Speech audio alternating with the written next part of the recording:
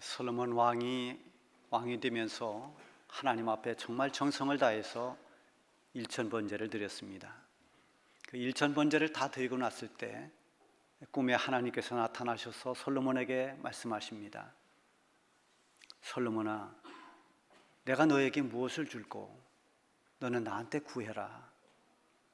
그때 솔로몬이 하나님 앞에 왕으로서 이 백성을 내가 어떻게 판단할 수 있겠습니까? 그것을 잘 감당할 수 있는 지혜의 마음을 저에게 주십시오. 그랬더니 하나님께서 솔로몬이 구하는 이 지혜의 마음, 이것을 매우 기쁘게 여겼습니다. 그래서 이렇게 말씀하십니다. 내가 다른 것이 아닌 지혜를 구했으니 내게 지혜롭고 총명한 마음을 줄 것이며 내가 구하지 아니한 부와 영광도 주노니 네 평생의 모든 열왕 중에 너와 같은 자가 없을 것이라. 이렇게 해서 솔로몬은 지혜의 왕이 됩니다. 하나님이 주신 그 지혜를 가지고 백성들을 잘 다스립니다. 실제로 열왕기상 3장에 보면은 솔로몬이 재판하는 장면이 나옵니다. 어느 집안에 두 여인이 함께 살았는데 두 여인 다 어린아이가 있었습니다. 어느 날 엄마에 의해서 아기가 압살을 당합니다. 근데 그 아기 엄마가 얼른 살아있는 아이와 바꿨습니다. 그래서 두 여인 간에 다툼이 일어납니다. 서로 살아있는 아이를 내 아이라고 주장합니다. 결국은 이 문제로 솔로몬 왕 앞에까지 와서 재판을 받게 되는데 솔로몬이 이야기를 쭉 듣더니 칼을 가져오라고 합니다. 그리고 그 칼로 이 아이를 반을 나눠서 반은 이 여인에게, 반은 저 여인에게 주어라, 이렇게 명령을 합니다. 그랬더니 두 여인의 반응이 달랐습니다. 한 여인은 울면서 매달렸습니다. 제발 저 아이를 죽이지 마십시오. 차라리 이 아이를 저 여인에게 주십시오. 한 여인은 이렇게 말했고 또 한 여인은 그럼 그렇게 해서라도 반으로 나눠 달라고 그대로 수용했습니다. 솔로몬은 그 반응을 보면서 누가 참 어머니인 줄을 알았습니다. 그래서 이 아이를 저 여인에게 주어라, 이렇게 판결합니다. 이 판결을 하는 사건으로 이 성경이 그 장이 끝나면서 거기에 보면 이렇게 나와 있습니다. 하나님 이 반응을 보고 이제 뭐라고 하는가 하면 솔로몬의 재판하는 그것을 보고 온 백성들이 두려워하면서 하나님으로부터 온 지혜라고 그렇게 생각했다라고 기록이 되어 있습니다. 여러분, 솔로몬이 보여준 지혜는 정말 하나님께서 주신 지혜였습니다. 모든 하나님의 사람들에게는 이렇게 솔로몬뿐만이 아니라 우리에게도 지혜가 필요합니다. 하나님이 주시는 지혜. 솔로몬이 이 지혜를 구했을 때 하나님은 그것을 기뻐하면서 풍성한 지혜를 주셨고 구하지 아니하는 부와 영광까지도 다 솔로몬에게 부어주셨습니다. 여러분, 야고보서 1장 5절에 보면 이런 말씀이 있습니다. 너희 중에 누구든지 지혜가 부족하거든 모든 사람에게 후히 주시고 꾸짖지 아니하시는 하나님께 구하라, 그리하면 주시리라. 하나님은 지혜를 구하면 넉넉하게 주신다고 했습니다. 사람이 하나님을 만나게 되는 것 역시도 사실은 지혜와 깊은 관련이 있습니다. 지난 주일 설교에 자기 육신만을 위해서 살아가는 1차원적인 사는 삶의 그 예를 예수님이 비유하신 말씀 가운데 어리석은 농부 이야기로 했습니다. 많은 것을 거둬들이고 창고에다 가득 채운 뒤에 이제부터는 잘 먹고 잘 살고 즐기자, 이렇게 말한 농부에게 하나님께서 말씀하시죠. 이 어리석은 자야, 내가 오늘 밤 내 영혼을 도로 찾으리니 그러면 내가 준비한 이 모든 것이 누구의 것이 되겠느냐. 그래서 이 사람을 어리석은 사람이다 그랬습니다. 육신만 생각하며 살아가는 사람, 땅만 쳐다보고 살아가는 사람, 이런 사람을 어리석은 사람이라고 합니다. 그런데 니고데모는 영생에 관심을 가졌습니다. 도대체 인간의 구원은 어떻게 이루어지는 것일까? 하나님 나라는 어떤 것일까? 그래서 예수님을 찾아왔습니다. 이렇게 영적인 관심을 갖는 사람, 영혼의 문제, 구원의 문제에 관심을 갖는 사람이 지혜로운 사람입니다. 자기 영혼에 대해서 진지하게 생각해보고 하나님을 찾는 사람, 이 사람들은 반드시 하나님을 만납니다. 그래서 이런 사람들을 지혜롭다 합니다. 시편 53편 1절에 보면 어리석은 자는 그 마음에 이르기를 하나님이 없다 하는도다. 하나님 없다고 말하는 사람들은 어리석은 사람들이라 이렇게 말하고 있어요. 이 말씀은 결국 역으로 보면 하나님을 믿는 사람들, 이 사람들은 지혜로운 사람이라는 것입니다. 그런데 단지 하나님이 존재하고 계시다는 하나님의 존재에 대해서만 인정하는 것이 아니라 더 나아가서는 하나님을 믿는 사람들이 어떻게 하나님의 백성으로 하나님 자녀로 살아갈 것인가에 대한 지혜를 또한 구해야 됩니다. 이 지혜가 필요합니다. 하나님을 믿고 있으면서도 지혜가 부족할 때 믿음이 제대로 발휘되지 못합니다. 지혜가 없음으로 해서 오히려 하나님께 영광을 가리는 그런 일들도 얼마든지 일어날 수 있습니다. 그래서 우리 성도들은 기도할 때마다 구해야 할 것이 지혜입니다. 하나님, 저에게 지혜를 주십시오. 인간의 머리로 하는 그런 지혜가 아니라 하나님 위로부터 주시는 그런 하늘의 지혜를 저에게 허락해 주십시오 라고 지혜를 구해야 하는 것입니다. 오늘 본문에도 지혜 있는 자와 어리석은 그런 자로 언급하고 있습니다. 15절에 보면 그런즉 너희가 어떻게 행할지를 자세히 주의하여 지혜 없는 자같이 하지 말고 오직 지혜 있는 자같이 하여. 지혜 없는 사람처럼 그렇게 살아서는 안 된다. 지혜 있는 자같이 하라. 그리고 17절에 보면 그러므로 어리석은 자가 되지 말고 오직 주의 뜻이 무엇인지 이해하라. 너는 어리석은 자가 되지 말고 주님의 뜻이 무엇인지 그걸 알고 그걸 깨닫고 살아라. 이 두 절 말씀을 연결하면 너는 어리석은 자가 되지 말고 지혜 있는 사람이 되라, 이 말씀이죠.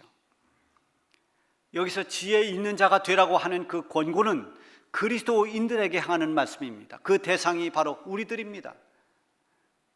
하나님을 안 믿는 사람들이 아니라 하나님을 믿는 성도들에게 너희는 지혜 있는 자가 되라고 말씀합니다. 하나님을 믿으면서도 어리석은 자들은 얼마든지 있습니다. 그래서 거기에 대해서 예수님께서 예를 들면서 말씀해 주신 것이 마태복음 7장 산상수훈에 나오죠. 이 말씀은 산상수훈의 맨 마지막에 나옵니다.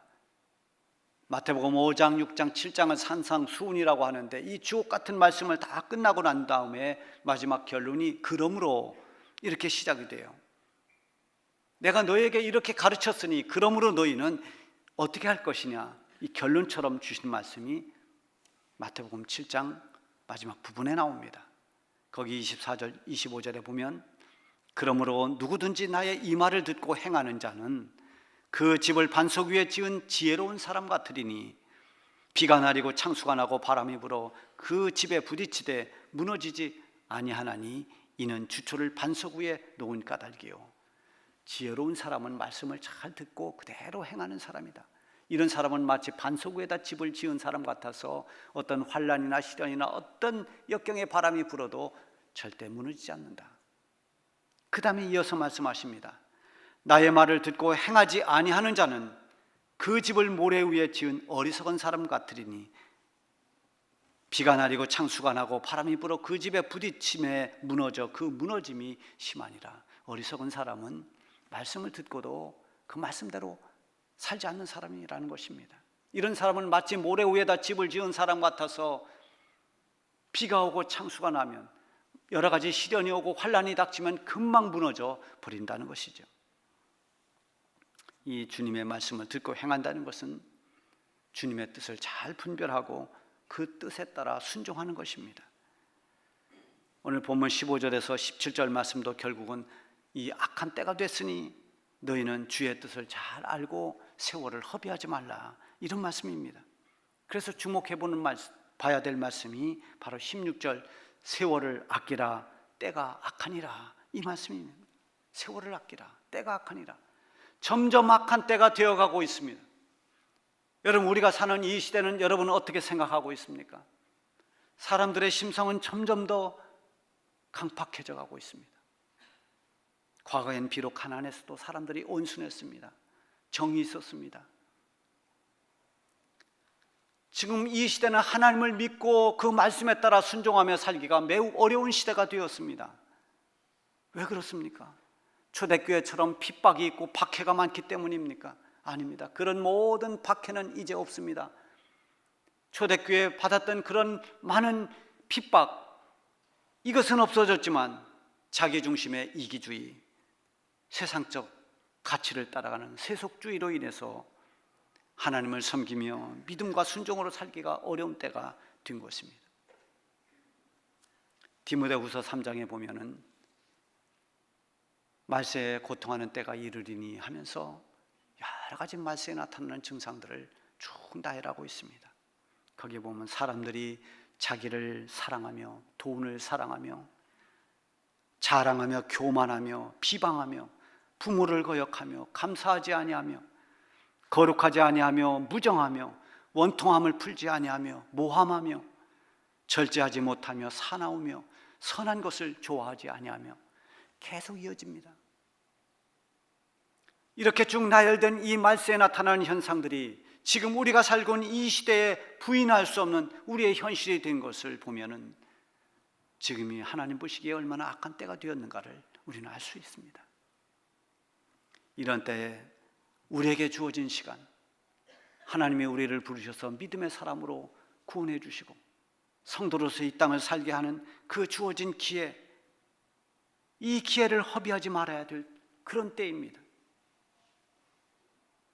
그래서 오늘 이 본문에 나오는 세월을 아끼라라고 하는 이 뜻은 영어 성경에서는 Making the most라고 했습니다. Of the time, 모든 시간의 최상이다. 직역하면 그렇지만 그 의미는 너에게 주어진 시간, 너에게 주어진 기회를 절대 놓치지 말아라.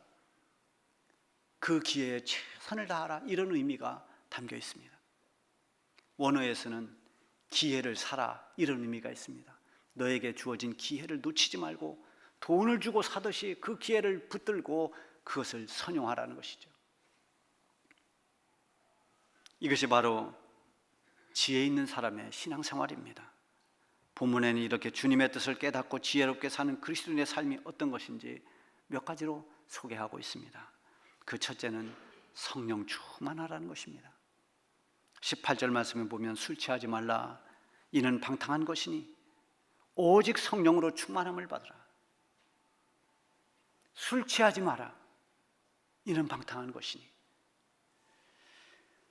저희 아버님은 술을 참 좋아하셨습니다. 평소에는 말이 정말 없으신 분입니다. 그래서 동네 어른들이 너희 아버지는 법이 없어도 살 뿐이다. 이런 말씀을 많이 하셨습니다. 그런데 술이 취하면 달라집니다. 술이 취하면 그때부터 온 동네가 다 들리도록 소리를 칩니다. 평소에 볼 수 없던 모습이 나옵니다. 저는 그걸 이해할 수가 없었습니다. 평소에 조용하고 말이 없다가 술이 취하면 아마도 그 마음에 쌓였던 것을 폭발해내는 것 같습니다. 평상시에 하지 못하던 것을 술을 먹으면 그 술 기운에 힘입어서 하고 싶은 이야기들을 하는 것 같았습니다. 술은 여러 가지 이유로 먹겠지만은 그 중에 중요한 이유가 술을 의지해서 평소에 하지 못했던 것을 하는 겁니다. 물론 그것이 다 나쁜 것만 있지는 않습니다. 술 기운을 이용해서 술을 의지해서 화해를 하기도 하고 술을 의지해서 사랑을 고백하기도 하고 뭐 이런 것도 있습니다만은 대개 술에 취해서 하는 말과 행동은 방탕으로 가는 지름길이 될 수 있습니다. 이런 범죄를 저지른 사람들이 대개 변명하는 게 뭡니까? 그때 술이 너무 취해서 제가 아무것도 의식이 없습니다. 모르고 했습니다. 앞으로는 이렇게 술 취해서 나도 모르게 그렇게 했다라고 하는 이런 것들을 형량을 정하는데 반영하지 않기로 했다고 합니다만 어쨌든 보면 범죄에 대부분 술 취한 사람들의 범죄가 많습니다. 술 취함의 결과가 대부분은 선으로 가지를 못합니다. 술로 인한 각종 범죄가 얼마나 많은지 모릅니다. 심지어 운전을 해도 술을 먹고 운전하면 음주운전으로 인해서 큰 상대방에게 피해를 줄 수 있습니다. 우리나라에 복음이 들어올 때 선교사님들이 우리 조선 땅에 들어와 보니까 신앙생활 하는데 큰 걸림돌이 2개가 있었어요.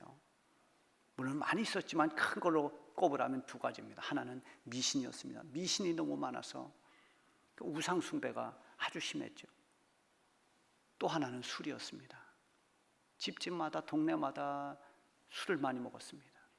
물론 고된 삶을 사느라 술로 그걸 달래면서 살기 위해서 술을 가까이 했던 건 사실입니다. 어쨌든 그래서 그걸로 인해서 사람들이 타락하고 말썽이 일어나고 문제가 생기고 신앙생활에 경건생활이 안 되고, 그래서 선교사님들이 절대적으로 금했던 것이 술이었습니다. 예수 믿고 하나님을 믿는 성도가 되려면 술을 먹지 마세요. 술을 끊으세요. 그래서 회개하고 신앙생활했던 사람들이 다 술을 끊었습니다.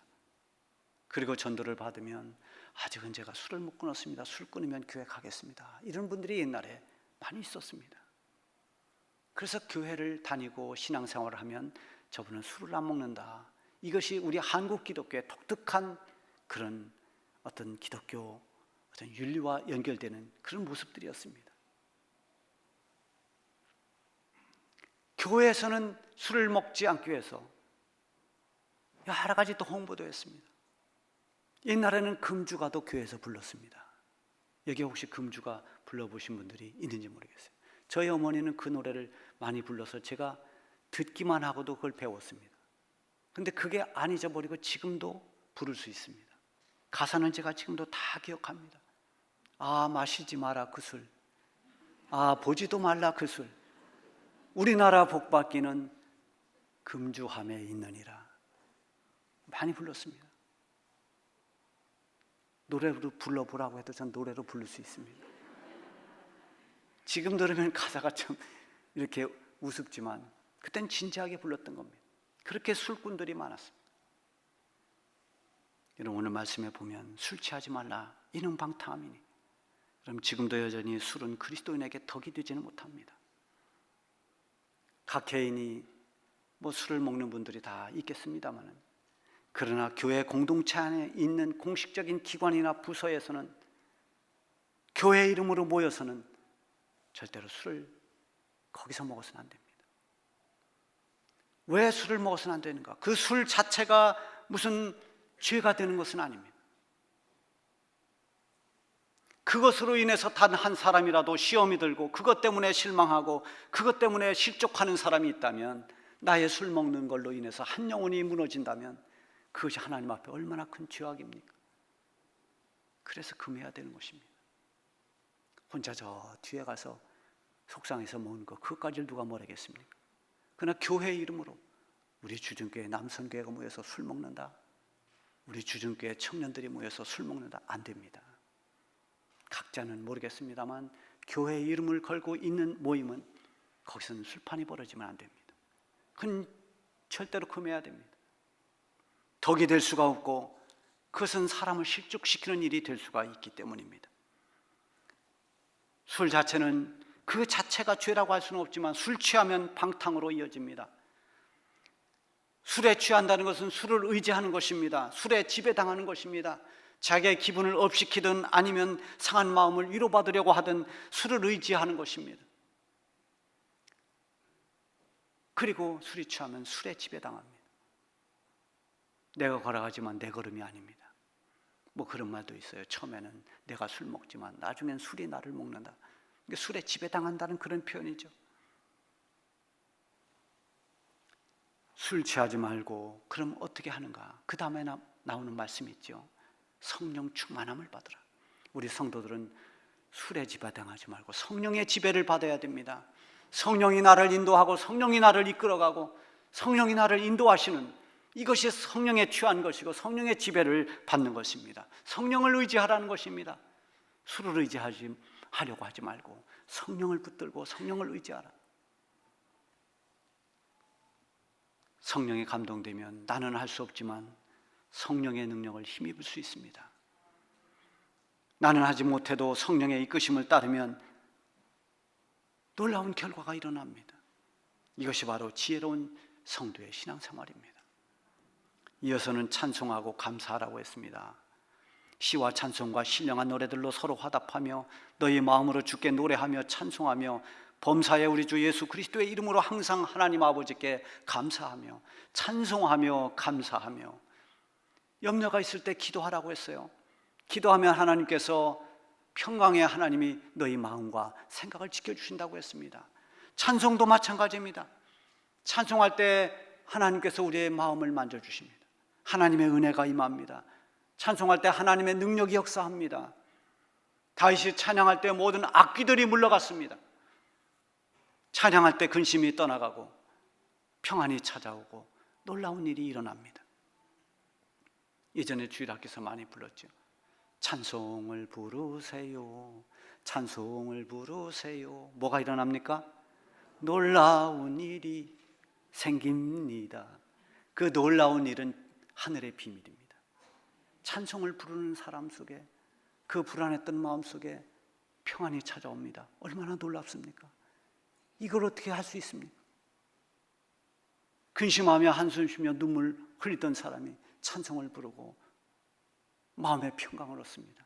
기쁨을 얻습니다. 찬송이 변하여 기쁨이 됩니다. 눈물이 변하여 기쁨이 됩니다. 이게 찬송의 능력입니다. 그래서 찬송하라는 것입니다. 또 감사라고 했습니다. 감사는, 감사와 불평, 이 차이는 동전의 양면과도 같습니다. 어디를 보느냐에 따라 다릅니다. 어떤 사람은 똑같은 동전을 가지고도 감사의 면을 보는 사람이 있고, 어떤 사람은 불평의 면을 보는 사람이 있습니다. 같은 일인데 한 사람은 감사하고 한 사람은 불평합니다. 큰 차이가 아닙니다. 감사로 보고 감사를 선택하고 감사로 사는 사람, 이것이 지혜로운 성도의 신앙생활입니다. 지혜로운 자들의 삶에는 언제나 거기에는 감사가 있습니다. 끝으로 피차 복종하라 했습니다. 21절에 보면 그리스도를 경외함으로 피차 복종하라. 이것은 공동체 생활의 지혜를 말합니다. 서로 순종하고 협력하라는 것입니다. 그게 지혜입니다. 교회는 많은 조직들로 구성되어 있습니다. 나 홀로 내가 무언가 어떤 주장하고 내 생각을 관철시키려 하고 내가 튀면 안 됩니다. 교회는 서로 피차 순종해야 됩니다. 서로 따라줘야 됩니다. 주님의 몸된 교회를 이루는 이 많은 조직들이 건강하게 움직이려면 피차 복종하고 따라주는 미덕이 절대적으로 필요합니다.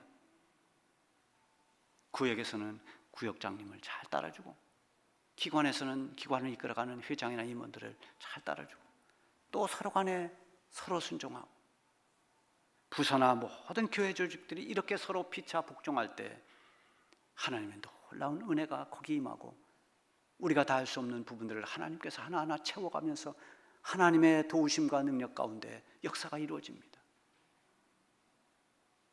이렇게 피차 복종하는 근거가 어디에 있습니까? 그리스도를 경외하는 데 있습니다.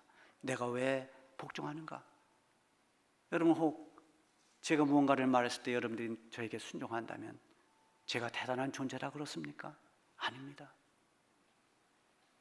주님을 경외하기 때문입니다.